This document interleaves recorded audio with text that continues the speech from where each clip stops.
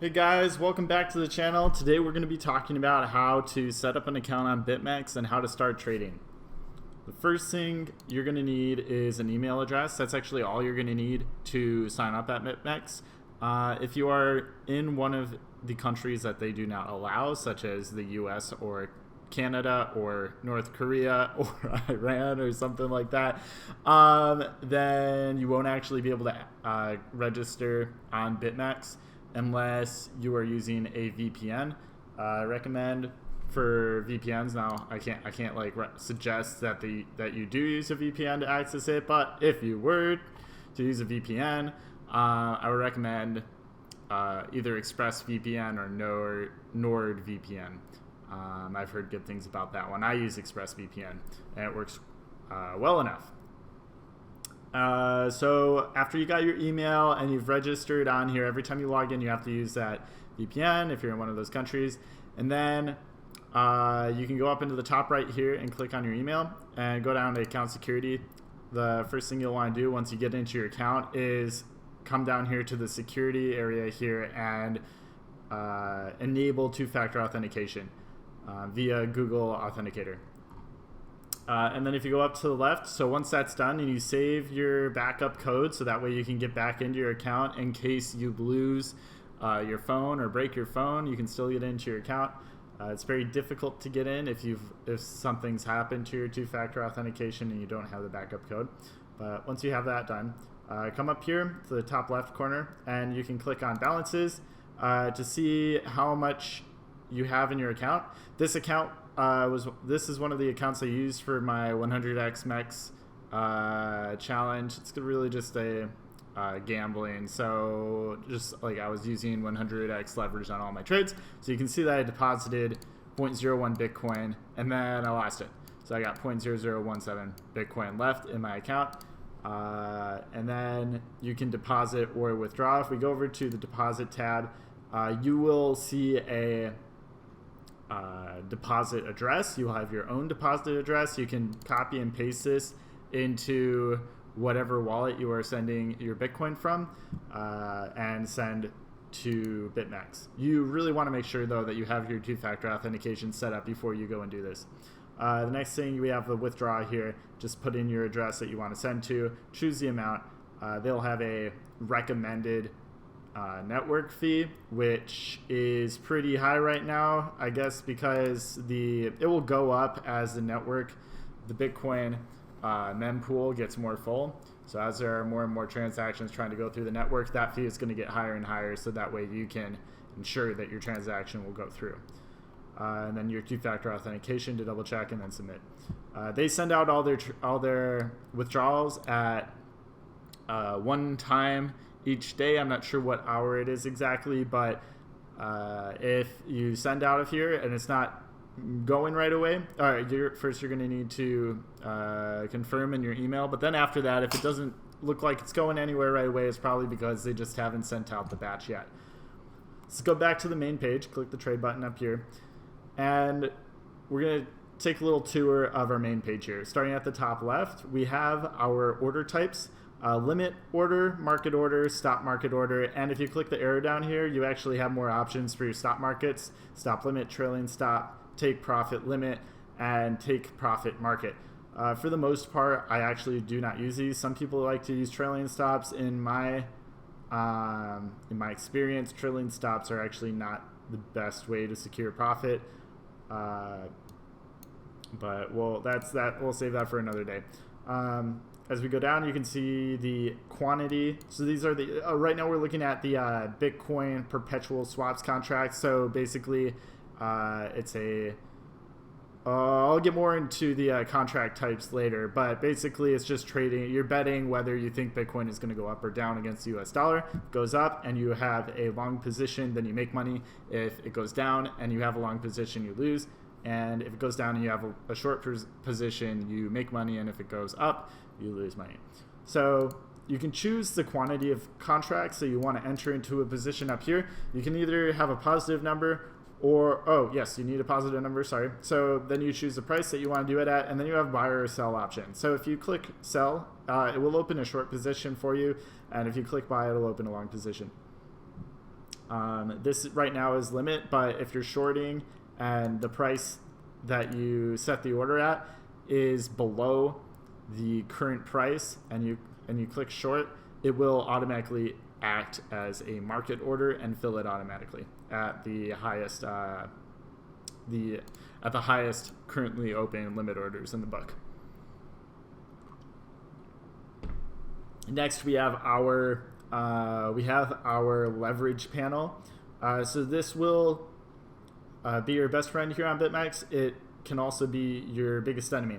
We get to choose anywhere from 1x leverage to 100x leverage. By default, it's on cross, which means that all the money that you have in your account will automatically be used as collateral, which may not be the best. It might seem convenient, but it also might not be the best way to start learning how to margin trade. So if you're starting off and say you want to use 5x leverage, which means that you can buy or sell 5 times the amount of Bitcoin that you are using as collateral in your account, you can click the 5x here, and then you will only be able to use up to 5x instead of any more or less than that. Or sorry, any more than that. You can use less if you like. Down here we have the contract details. These will change based on which contract that you are looking at. Up here you have the different contracts you can check. Right now we are looking at the Bitcoin perpetual swaps, but then there are also 2 futures contracts available. And then we're not going to go into ups and downs today, but the other futures contracts are listed here. We also have Ethereum perpetual swaps as well with a max leverage of 50x. And they also have a futures contract. So one advantage I'll go a little more in depth on what the difference between perpetual swaps and futures contracts are. So the perpetual swap is technically actually a futures contract, I believe, that recycles every 8 hours. So you generally, when you're using a futures contract, you are betting what the price of the contract is going to be worth at the end of the settlement period. So if you have a contract that expires in 1 month, then when you're trading that, everyone that's trading that contract is going to be trying to determine, they're going to be trading at the price that the market decides it is going to close at, or the market thinks it's going to close at. So if you think it's going to close way higher in a month, you might think about buying that contract and then holding it and waiting for either selling it later on as the price goes up, or you can wait until the settlement period and it will close out automatically. In contrast, the perpetual swaps contracts never close, but they do charge a funding rate. So this funding rate down in the bottom left corner here says that in 8 hours, if you are long, so you have a long position open, then you will have to pay the people that are short 0.0453% at the end of that 8 hour period. The reason they have this is so that first off, so if you're short, then you actually get to receive that from the people that are long. The reason they have this is so the contract price for perpetual swaps stays very close to the spot price on the exchanges. So there's an index price. If you zoom in really closely on this chart they have here, see this blue line? That is the index price. And they take this as an average between Bitfinex, Bitstamp, and Coinbase, I believe. So any liquidations that happen will actually be triggered off of the index price, not the contracts price. I'll get into that a little bit later, though. So they recycle every 8 hours. You can keep it open as long as you want your position, but you will have to keep paying that funding rate. So if the funding rate is really high and so you're coughing up quite a bit of money every 8 hours, it might be very costly to keep a position open over a long period of time. You can actually scroll over and it'll tell you how much is going to be in the next 8 hour period too, or at least how much they think it's going to be. They don't know until it closes this 8 hour period. Another thing is they show you the 24-hour volume and the open interest, which is the current unsettled contracts. So there are a total of, at this moment, 782 million dollars worth of contracts either long or short between users, which is quite a bit. So let's move on. I want to talk about the, oh yeah, well, if you're looking for more information on fees, just you can scroll down here and click on the fees tab under here. So that's on the bottom of the page. You can go from any page on Bitmex. It's down on the bottom. There are a lot of interesting things down here in case you are looking for APIs, which is for development, or just different information for how to use the exchange. So after we click on the fees tab, it'll take us here and we can see the current long funding and short funding rates for the perpetual swaps contracts. Again, this is after the 8-hour period. You'll have to pay this or receive this. Then they have the maker or taker fees. So on the perpetual swaps contracts, they actually give you the cost for opening a market position, or sorry, a limit order position, so you have to wait for someone to fill you. You will be reimbursed 0.025%, which is pretty nice. On the other hand, if you make a market order, so you want your order to be executed right away, then 0.075% of your total contracts executed, you'll have to pay that as a fee to Bitmex. Then they also show you the fees for the futures contracts. The maker fees are better for market makers, so limit orders, and the taker fee is actually much higher for people that are trying to execute market orders. This can be if you are placing a large market order in the futures contracts. It can end up costing you quite a bit, thanks to this taker fee plus the whatever leverage you're using. So if you're using 50x leverage, then your taker fee is applied to the number of contracts that you're purchasing or selling, not the amount of collateral you're using. So say you have $100 and you want to short $5,000 worth of Bitcoin Cash, and you execute it as a market order, you're going to be charged the 0.25% taker fee on the 5,000 contracts, not just the 100 contracts, or $5,000 worth of contracts, not the $100 worth of contracts. So let's actually go and try to open and close the position. I'll show you guys a couple of different things. So back up on the trading panel. So we're back at our main page. We're going to try opening a position. Right now, if you look here, you can see your available balance. So that I have 0.0017 Bitcoin on my account. And then you have to choose an amount of USD that correlates with the leverage you are using in your available balance. So if I only have 0.0017 Bitcoin on here and I have 5x leverage selected, then I will be allowed to open a position that's worth almost 5 times as much as I have in my account or available balance. So that let's try opening a $100 position. It's getting pretty close to the available balance. So you can see the cost down here. This is saying that this is the amount of collateral I will be required to hold on the account, or this position will hold as long as I'm using 5x leverage. And so once I've done that, I can decide what to do. Right now it looks like it's I don't know, maybe it's a good time to buy, maybe it's a good time to sell. I'll try buying for you guys. So we're gonna do a limit order and we're gonna execute it above the current market price, which will make this act as a market order. Market orders act the same way, except for you don't have to specify a price for it to execute at. So even though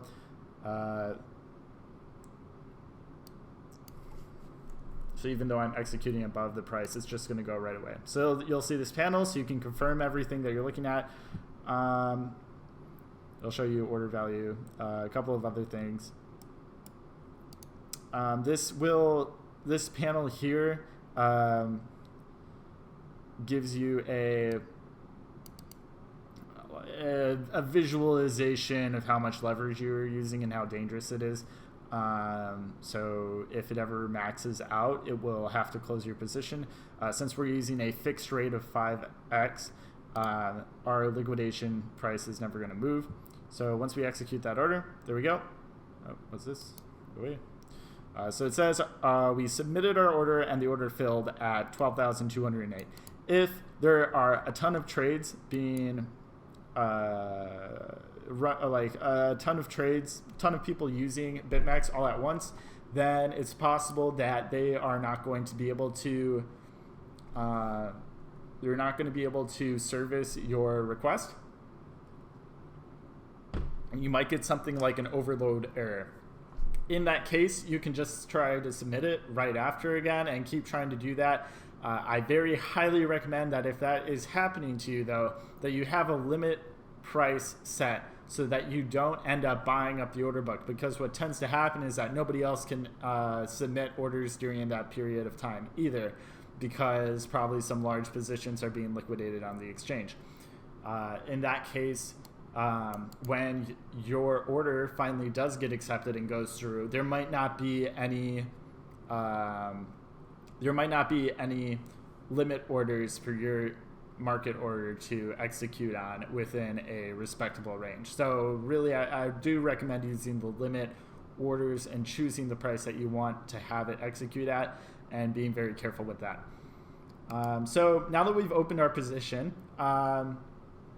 we can come down here and you'll see under the position tab that we have the contract type, the size of the position, so I'm holding 100 contracts, the value of that position, so 0.0082 Bitcoin, or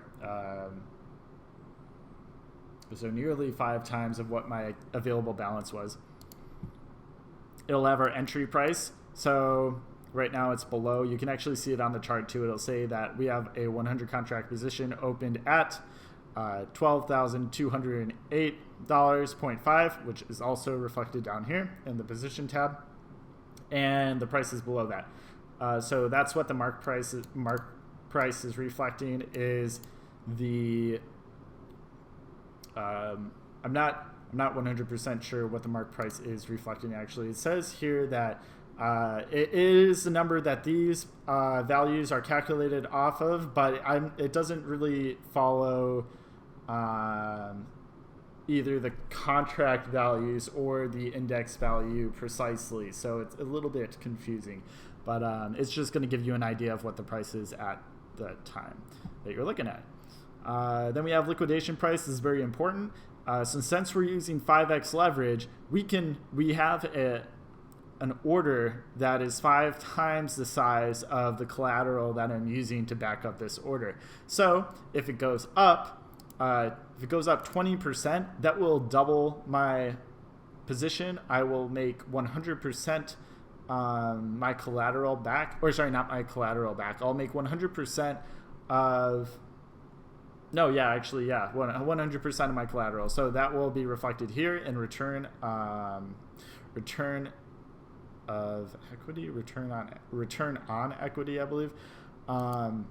So since you see it, you can see it going up just a little bit. You should see a positive percentage value down here, and then a rounded Bitcoin value. So even though I don't have a number showing up there, that's just because the amount of Bitcoin that I'm using in my position is so small. Then it shows you your margin here. You can actually click and edit that. It's a little bit confusing to do it there. I would recommend, if you're going to change any of your margin settings, you do it over here in the panel. You can also choose, I believe, to set a custom leverage there. I'm not going to change it though for now. So if, like I was saying before, I can make 5 times as much money as I would if I just had a regular position on Bitcoin. But in the case that the price goes in the wrong direction, it will, after it goes down 20% or 1/5 of the price, it will close out my position because I will lose 5 times faster and my collateral will have been spent. So the Bitmex trading engine will automatically close my trade at a loss, and then they will give me back a little bit of whatever money is left. And I believe they keep some for the insurance fund as well. So then we have the unrealized P&L. So this is showing you how much money you've made on a trade that you haven't closed yet. So since I am up right now by like $10 or something, or $20, I guess, we can hover over that and see the percentage gain. And then the realized P&L is the amount of money that has already been, so the amount of money from this position that, if I mouse over it, that has already been charged or credited to my account. And what that means is if I'm paying a funding fee, that's going to show up in the realized P&L. So after this 7 hours, the next 7 hours, I'm going to have to pay this 0.0447% fee. That's going to show up here. Also the commission fee. So if I had a limit order that got filled, I would be reimbursed 0.025%. That would show up here, or if I made a market order like I did, that would show up here as well. Since it's being rounded, mine's just not showing up because it's too small. Then you also have an option to close. This close button closes. It sets a limit order at the price that you choose here. If this order price is, since it's a long position, if the order price is below the market price for Bitcoin, so the currently traded price for Bitcoin, it will automatically close into whatever the highest limit orders are here.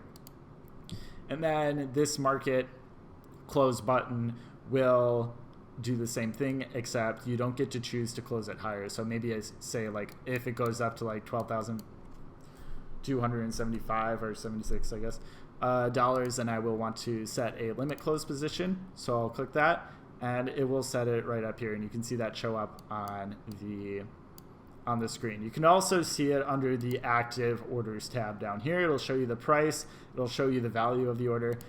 You can click on the price if you want to adjust it. So say, I decide, oh no, you know what, I don't want to close it at this price. If it goes up to $12,500, then I will want to close it. So you can actually, instead of canceling your order and then submitting a new one, you can amend your order and that will be reflected. So now my order's way up there.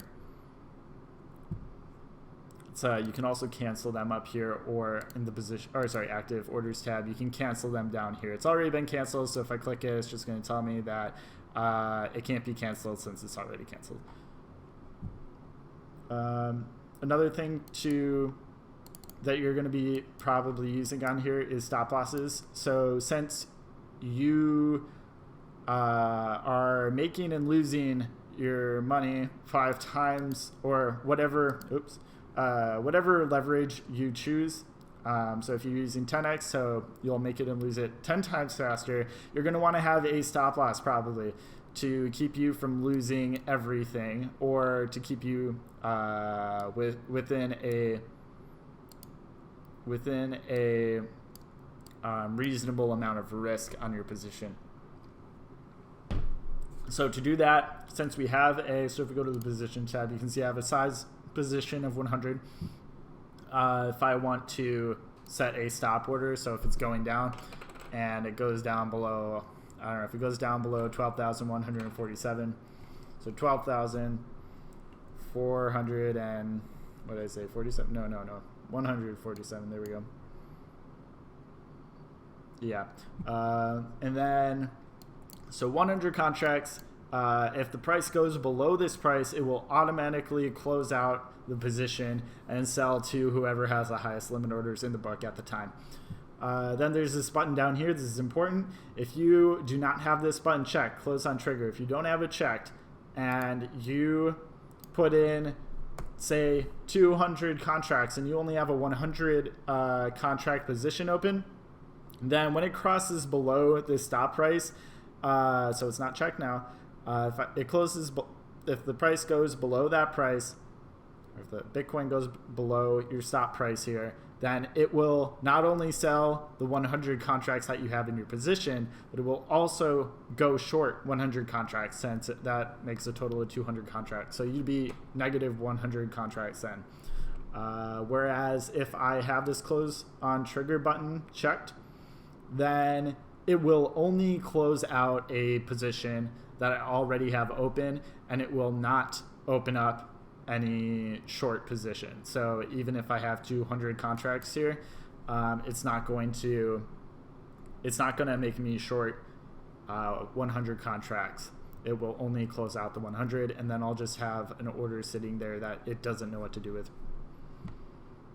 So we can set a stop order just so I can show you guys. It'll set up right there. That's what it looks like. It says if stop market with a trigger below 12,147, if the price gets below there, then it will automatically trigger. So we're going to cancel that. Once again, you can cancel. Oh, that would show up in the stops tab, actually. You can cancel over here too, but I already did that. And I think that's everything I want to show you guys. Let's close out of my position. Market close. There it goes. Says the order was filled, and I'm back where I started. I hope you guys liked the video. If you liked it, please leave a like, comment, and subscribe. And if you guys want to see anything in particular on the channel, please hit me up or leave a comment below. I hope you guys have a great time trading and a good day.